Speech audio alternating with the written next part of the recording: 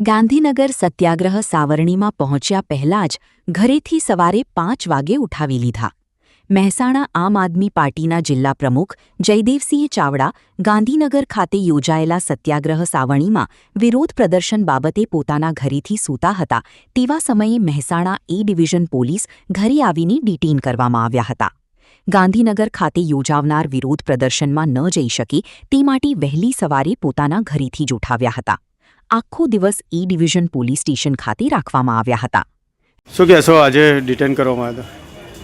2014થી લઈને જ્યારથી મોદી સરકાર અસ્તિત્વમાં આવી છે ત્યારથી અત્યાર સુધી 150થી વધારે પેપર ખરા લીક થયા છે.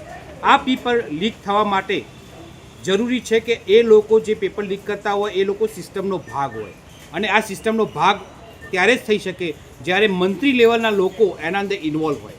એટલા માટે આજના યુવાનો ક્રાંતિના સ્વરૂપમાં નીટના જે એના અંદર પેપર નીટ જે ખરું એ લીક થયું, એનાથી 20થી વધુ વિદ્યાર્થીઓ અને વિદ્યાર્થીનીઓ ખરા એમને પોતાનો જીવ ગુમાવ્યો, આપઘાત કરવો પડ્યો.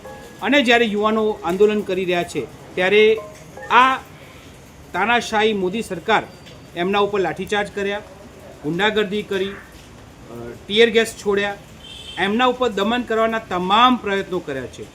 અને જ્યારે દમન એમના ઉપર એટલા બધા થઈ ગયા છે દિલ્હીના અંદર જંતર મંતર ઉપર, તો એની આગ ખરી એ હવે સમગ્ર ભારતમાં થઈ રહી છે.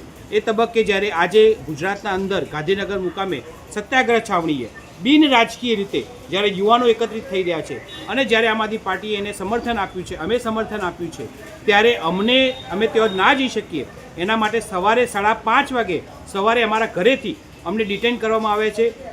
અમે પૂછવા માગીએ છીએ કે શું ગાંધીનગર જવું ગુનો છે? શું આ તાનાશાહી નથી?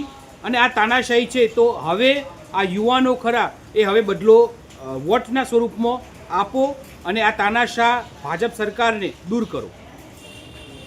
રિપોર્ટર ભાવિન ભાવસાર, મહેસાણા.